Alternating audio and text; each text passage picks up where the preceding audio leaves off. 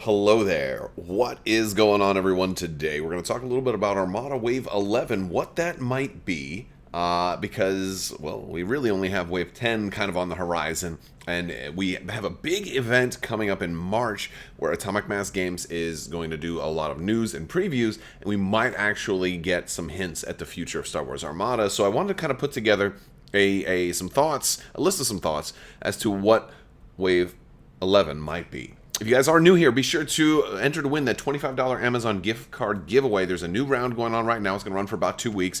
All you have to do is be a subscriber and leave a comment on this or one of my videos. I usually announce winners towards the end of my videos, so make sure you watch all the way through.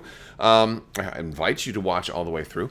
And that's basically how that works. Also, you can jump in Discord. We got giveaways going on in there all the time. We also want to do live streams. Sometimes I'll give away stuff on the live stream and also have something for Discord to give away there. So in case you don't catch the live stream live, you can go up, hop in Discord and see if there's any giveaways that are still running. There's a giveaways channel in there, plus communities for Armada, X-Wing, Legion, as well as other board games, even Marvel Crisis Protocol.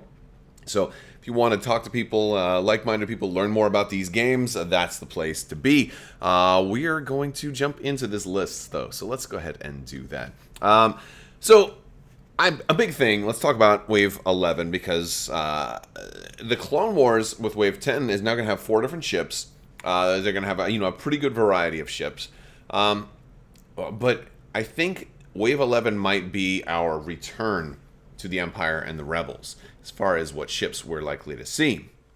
So that's kind of where a lot of my prediction comes in. It doesn't mean I think that we will see an entirely Galactic Civil War based, expansion or wave for Star Wars Armada. But I think Wave 11 is going to now say, hey guys, we've got enough stuff for the Clone Wars. Maybe now it's time for us to, start doing some more Rebels and Imperials, but while still having a little bit more for the Clone Wars. So as far as the ships are concerned, I think we're going to see more Rebel and Imperial ships. I think we'll see some maybe more Squadron packs, and I think it might also be the time for a campaign. A campaign that kind of can be used by either any faction you want would be a really cool idea, or maybe something like a campaign pack that has cards and ship titles and squadron, alternate cards, a cardboard pack, I think would be a really good idea.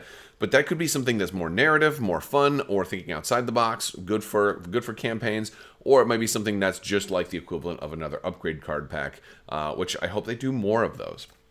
But I want to talk about some ship predictions right now first, based on kind of what I think is maybe least likely versus ramping up towards what's more likely, because I think waves will be smaller. So first off, I want to talk about the Arrestor Cruiser. This one was one of the old Colin Cantwell designs. It had been kind of reimagined a little bit for Solo, a Star Wars story. Was actually in the movie in a hologram, kind of in a blurry shot. It was still in the background, but this was supposed to be a whole deleted scene where Han Solo was serving on board one of these. It was kind of like basically a carrier, and it was kind of like a training vessel, and he was on there, and he kind of crashed the TIE fighter back in, and it was taken out of the movie. And I think I put this one kind of lower on the likelihood. It is still canon because you do still see this ship in a hologram in the movie, so this ship does exist in the canon timeline. However, it's not the most attractive ship. It has a very kind of 1970s sort of design. All right, like some of the old concept art from this actually showed those radar dishes as actually blasting, starfighters and stuff like that. But I think it could be some type of tractor-based ship. It could easily be a ship that's half support and half, carrier or warship. It's got room for turbo lasers. It's got room for it to be a carrier for sure. The problem is that finding a good spot for this ship, whereas the interdictor kind of already does a lot of those things. So this could be another way to maybe boost the speed of your other ships. This could one of the things that this does is this allows another ship to go to move a little bit faster, even beyond its current speed, or something like that. Maybe this is a good way for the Empire to have a ship that distributes tokens to other ships, things like that. There's a lot of, I think, gameplay ways that it could work, but I think the reason we may not see it is Disney may not want this ship kind of put out as much. There was a Hot Wheels toy, but the fact that this whole scene with this ship was really pulled from the movie, might mean that they're not comfortable with current designs. Although I'm curious if FFG were to kind of take another look at this ship, how would it look? What new stuff would they do to it? Another option is, the dreadnoughts. The Katana Fleet people have wanted forever.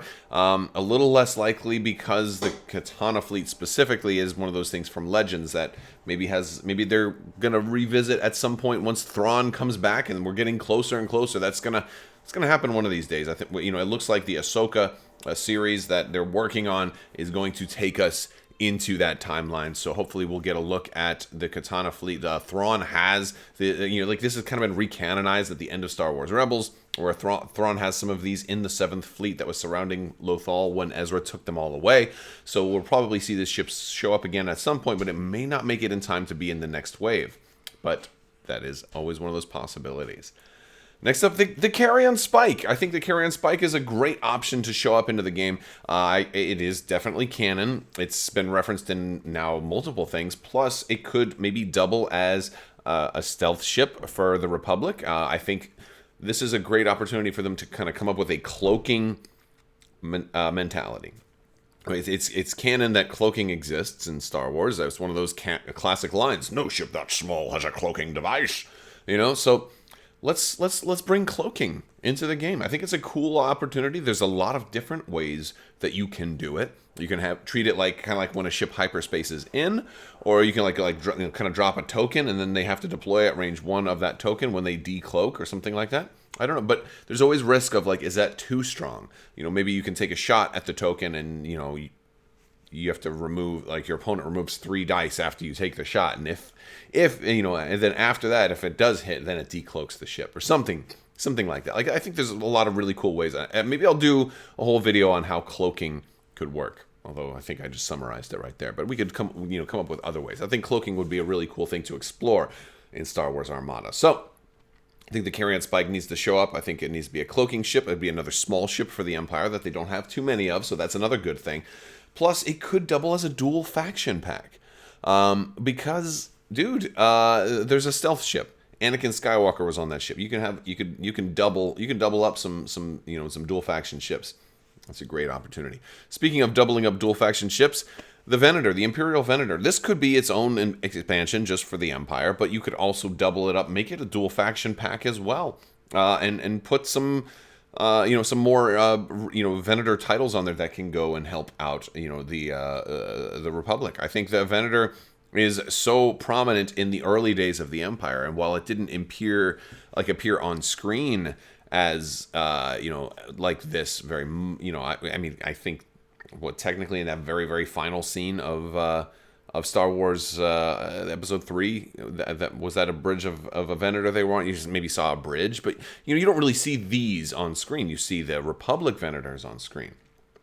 So, but why are they so canon? Well, they're in so many of the books. So many of the comics and the books have Imperial Venators because in the early days of the Empire, they didn't have Star Destroyers built yet, so they were still using the same fleet. Empire Day doesn't happen, and they just drop all of their ships. That's why you see Moff Gideon with the Architans. That's why, and actually, that's another one. Since I brought it up in in passing, I don't have a picture of Gideon's Architans, but there's always a chance they might say, let's do this modified Architans as a whole different ship. That's always a possibility too. It was certainly beautiful enough, but that would require a very detailed sculpt because there was a lot of detail on that ship. But again, I don't think they'll jump to that one right away. Now on to the Rebels. I'm going to say the Assault Frigate Mark II. Assault Frigate Mark 1 is something that a lot of people have wanted ever since the game first came out, since we had the Assault Frigate Mark 2 in Wave 1. They said, all right, you've got the Assault Frigate Mark 2, which is the uglier Assault Frigate. Well, how about the Assault Frigate Mark 1? It'd be a great opportunity to get the Rebels another medium ship and also kind of take care of a fan favorite, which a lot of people definitely want, myself included. Assault Frigate Mark 1 was in a lot of Legends stuff, though, so and granted, that was kind of in this weird kind of gray area where stuff from Legends was still able to be included in Star Wars Armada because all the licensing and stuff was kind of done before the Disney buyout, so like a lot of stuff got grandfathered in. Maybe this is one of those that could, kind of slip between the cracks, or maybe we'll see an Assault Frigate Mark 1 show up in one of the new canon shows that are coming out. There's a lot of new TV and stuff like that coming out, so there's a lot of stuff to talk about for potential ships to show up, especially in like Rangers of the New Republic. We really don't know much about how that's going to work, but I think there's a good chance we'll see more ships in that. Also, kind of was featured in the same image there. The DP-20. I think the DP-20 is, it was in the episode 9. You saw them there too. So the DP-20 definitely needs to show up. It's long overdue. It was one of those ships from the video games where it was more heavily featured in a lot of the video games. It wasn't the prettiest ship because this was like originally the Millennium Falcon was supposed to look kind of like this. And they kind of took that model and scrapped it and then came up with the Millennium Falcon design that we have today. And then this one, because this was very kind of 70s looking, right? This is very classic sci-fi, but it's been retooled a little bit. And I think an updated DP-20 is appropriate for the game. And I think we'll see that. More talking on the concept of dual faction stuff. The Acclamator was also in use by technically most factions at this point, but since Alphabet Squadron has become such a thing, and we're seeing stuff from Alphabet Squadron show up in X-Wing now, what if we got Hera's flagship, which was also an older Acclamator that the Rebels are using, even into the point of them being the New Republic. I mean, at the same time that the Starhawk was being built, so it's still definitely viable. I think the Rebels should get an Acclamator, and I think I think that should also come with Commander Hera Syndulla or General Syndulla. So I think that's something that we need to see. I think that is very possible now since we're getting Alphabet Squadron stuff in other games. And of course, the Dornian gunship, long overdue. I would put this one as most wanted rebel ship between most people that I talk to. It's probably at the top of my list. The big questions are, how do you do it? It's too small to kind of be in the same category as other small ships. Even though it looks like it's probably about the size of a small ship, it's really small. It's going to probably have to be a flotilla, which brings up a whole bunch of really cool questions. Like, wow, so if I run one of these, I can only run 2. And that's kind of a problem because, like, a small ship, you want to kind of, especially gunships, you want to have a bunch. Okay, well, maybe it has a title that gets around that, right?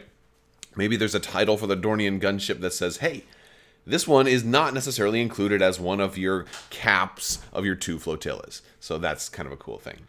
I don't know, but we'll have to see.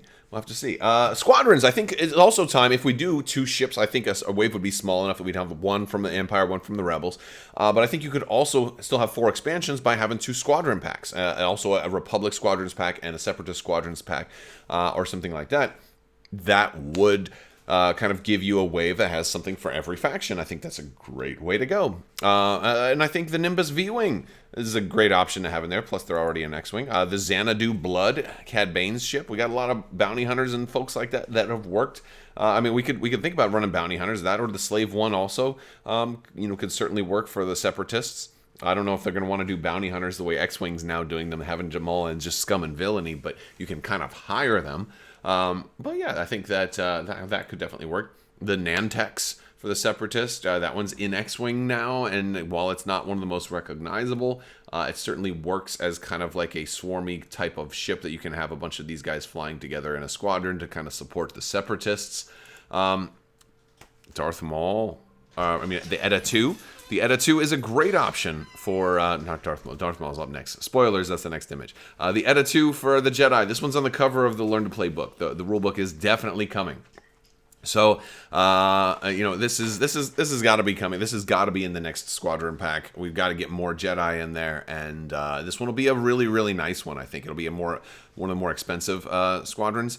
And I know I'm using an image with the, I think this is Darth Vader's because Anakin still used his Edda 2 into the days of the Empire. So this could be a dual faction Squadron too. Maybe you'll get a Darth Vader in an Edda 2 also. And of course Maul in the Scimitar. We've already got cloaking for fighters, right? Like, so this could be one of those larger, irregular squadrons that also has cloak. it writes itself. I don't even have to say anymore. I think it definitely should be there. So these are just some different options and things that I might include in the squadron packs. And that's some of my immediate thoughts on what things that might show up in the next wave. So let me know what you want to see. Let me know if maybe I left something out that you really want to see. Granted, this isn't everything I think that could be coming. Maybe I'll do some other videos soon of all the available like cannon ships that could show up, because there's lots more ships that are canon that haven't, because not everything that's canon means it's going to show up in Star Wars Armada. It's got to have curb appeal, right? It's got to have, people have to be walking by and seeing that ship and be like, ooh, I want that. And if it's something that's so obscure that people aren't going to recognize, there's a lower chance that it actually gets made in the first place.